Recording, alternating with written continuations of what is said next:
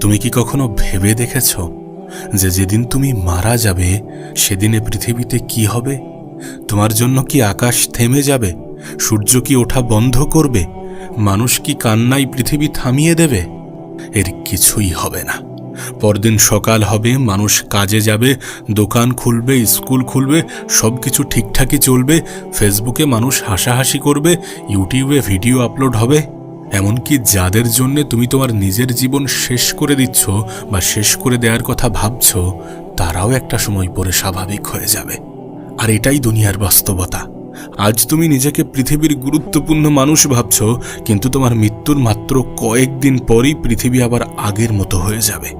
আর এই সত্যটাকেই এ পৃথিবীর মানুষ অস্বীকার করে, এই সত্যটাকেই এ পৃথিবীর মানুষেরা ভুলে যায়। এই দুনিয়া কারোর জন্য কিন্তু থেমে থাকে না, কারোর জন্য অপেক্ষা করে না, না কোনো রাজা, না কোনো সেলিব্রিটি, না কোনো ধনী মানুষ, না তোমার জন্য। কিন্তু একটা জিনিস তোমার সঙ্গে যাবে, আর সেটা হচ্ছে তোমার আমল। আজ এই ভিডিওতে আমরা এমন কিছু সত্য নিয়ে কথা বলবো যেটা শুনলে হয়তোবা তোমার ভিতরটা কেঁপে উঠবে। হয়তোবা আজকের পর থেকে তুমি আর আগের মতো থাকবে না, তোমার মধ্যে একটা বিশাল পরিবর্তন আসবে। দেখো, মানুষ নিজেকে যতটা গুরুত্বপূর্ণ ভাবে ততটা কিন্তু আদেও নয়।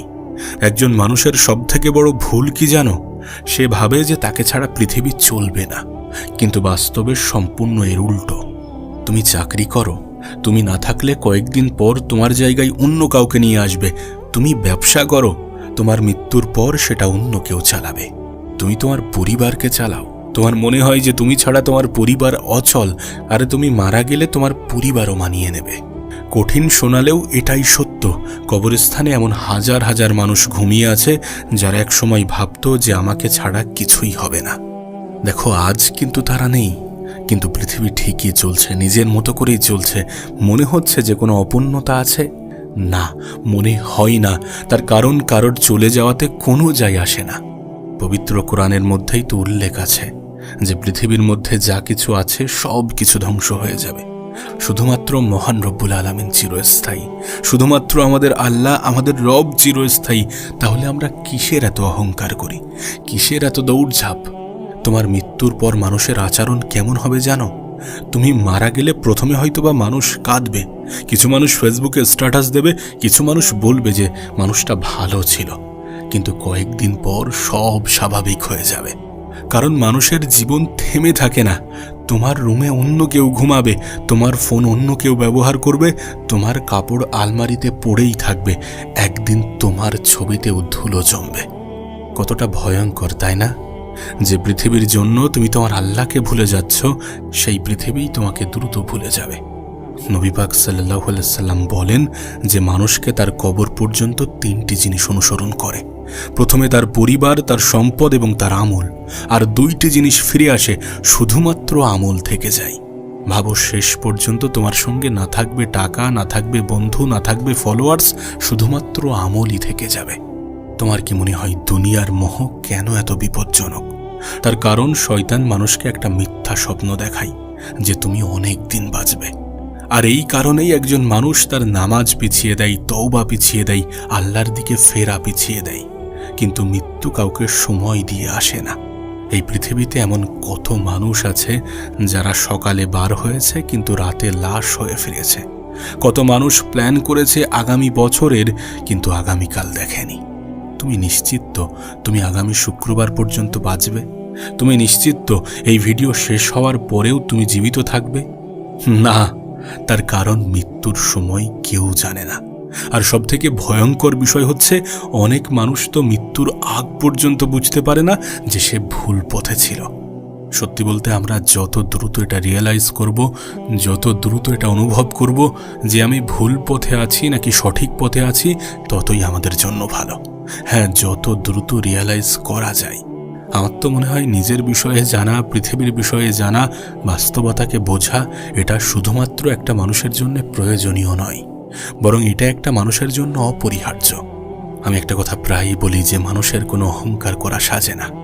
তার কারণ যে মানুষ পৃথিবীতে কোনো কিছুই নিয়ে আসে না, যে মানুষের দিন শেষে পৃথিবী থেকে বিদায় নেওয়ার পরে তার কাছে কোনো কিছুই অবশিষ্ট থাকে না, সেই মানুষের কখনো অহংকার করা সাজে না।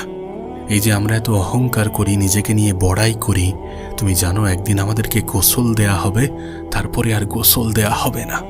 যে শরীর নিয়ে আমরা গর্ব করি, মানুষ সেই শরীরটাকে শেষবারের মতো ধুয়ে দেবে, তারপর সাদা কাপড়ে জড়িয়ে ফেলবে। তোমার দামি জামা থাকবে না, তোমার স্টাইল থাকবে না, তোমার ফোন থাকবে না, শুধু কাফনের কাপড়।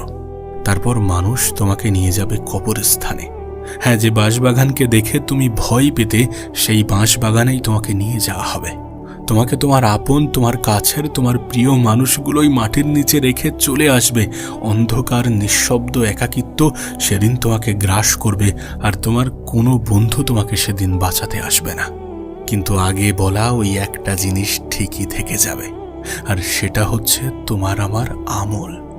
যদি আমাদের নামাজ ঠিক থাকে, যদি আমাদের আল্লাহর সাথে সম্পর্ক ভালো থাকে, তাহলে আমাদের কবর হবে শান্তির। বাস্তবে এই দুনিয়াটা একটা ধোঁকা। তুমি যত জীবনে এগিয়ে যাবে, তুমি যত বাস্তবতার মুখোমুখি দাঁড়াবে, তুমি যত তোমার কঠিন সময়ের মুখোমুখি দাঁড়াবে, তুমি যত সময় অতিক্রম করবে, তোমার কাছে তত বেশি এটা স্পষ্ট হয়ে যাবে যে এই দুনিয়াটা সত্যি একটা ধোঁকা। আর আমরা এই ধোঁকার মধ্যেই আছি। আমরা জানি যে মৃত্যু আসবে, তবুও বদলাই না। কেন?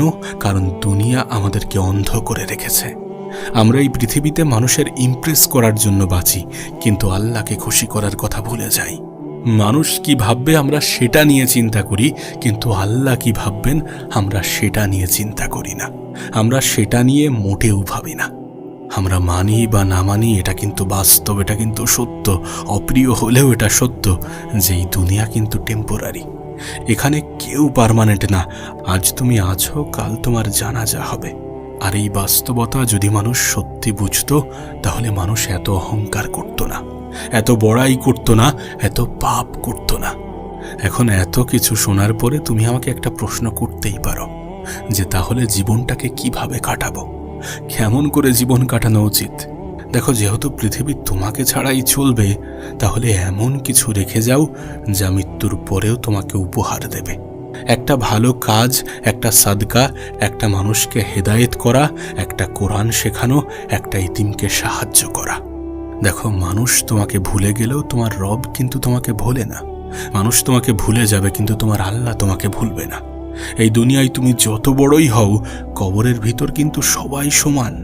আমাদের হাতে এখনো সময় আছে ফিরে আসার, সমস্ত খারাপ কাজ ছেড়ে আসার, ভালো কাজের সাথে নিজেদেরকে যুক্ত করার, ভালো কাজের মধ্যে নিজেদেরকে ইনভলভ করার। এখনো সময় আছে, ফিরে আসো, নামাজে ফিরে আসো, আল্লাহর দিকে ফিরে আসো, তওবা করো। তার কারণ তুমি আমি কিন্তু জানি না যে আমাদের জীবনের শেষ রাত কোনটা। আমরা তওবা করার আগে ভাবি যে আমাদের রব, আমাদের আল্লাহ মনে হয় আমাদেরকে ক্ষমা করবেন না। কিন্তু একবার ভেবে দেখো, যে আল্লাহ আমাদেরকে আমাদের মায়ের থেকেও অনেক গুণ বেশি ভালোবাসেন, সেই আল্লাহ আমাদেরকে কি সত্যি ক্ষমা করবেন না? যেখানে আমাদের মা আমাদের হাজারো ভুলের পরেও ক্ষমা করে দেয়, সেখানে আমাদের আল্লাহ তো অনেক অনেক বেশি দয়াশীল, অনেক অনেক বেশি ক্ষমাশীল। তাহলে তিনি কি আমাদেরকে ক্ষমা করবেন না? অবশ্যই, যদি আমরা তওবা করে ফিরে আসি, যদি আমরা আমাদের রবের শরণাপন্ন হই, যদি রবের কাছে অন্যায় স্বীকার করি, যদি রবকে বলি যে আল্লাহ, আমি যা করেছি সব কিছুর জন্য ভীষণ ভীষণ লজ্জিত, আমি নিজেকে পরিবর্তন করতে চাই, আমি তোমার সাহায্য চাই, এই সব কিছু যদি আল্লাহর কাছে পেশ করি, যদি নিজের মনের কথোপকথনগুলো আল্লাহর সাথে শুরু করি, তাহলে কি আল্লাহ আমাদেরকে ক্ষমা করবেন না? তাহলে কি আল্লাহ আমাদের জীবনে পরিবর্তন এনে দেবেন না? অবশ্যই দেবেন। একবার ভেবে দেখো, যে আল্লাহ তোমার মায়ের থেকে তোমাকে শত শত গুণ বেশি ভালোবাসেন, সেই আল্লাহ তোমাকে কতটা দয়ার দৃষ্টিতে দেখেন। আবারও বলছি, এই পৃথিবীটা একটা মোহ। এখানে কেউ কারো নয়। তোমার চলে যাওয়াই কারো কোনো যায় আসবে না। মানুষ খুবই দ্রুতই তোমাকে ভুলে যাবে। হ্যাঁ, মানুষ খুবই দ্রুতই তোমাকে ভুলে যাবে।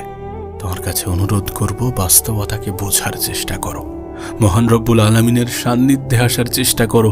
এই পৃথিবীর মোহমায়া থেকে, মগ্ন হওয়া থেকে নিজেকে বিরত রাখো।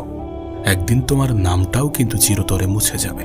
একদিন তোমার নামটাও শুধুমাত্র স্মৃতি হয়ে থাকবে। তোমার হোয়াটসঅ্যাপ লাস্ট সিন বন্ধ হয়ে যাবে, তোমার ফোন সাইলেন্ট হয়ে যাবে, তোমার বিছানায় অন্য কেউ ঘুমাবে। তাই আজই সিদ্ধান্ত নাও, আজই সিদ্ধান্ত নাও যে তুমি কি শুধুমাত্র দুনিয়ার জন্য বাঁচবে, নাকি এমন জীবনের প্রস্তুতি নেবে যেটা কখনোই শেষ হবে না। মহান রব্বুল আলামিন আমাদের সকলকে হেদায়েত দান করুক, আমাদের কবরকে শান্তির বাগান বানিয়ে দিক। আমিন।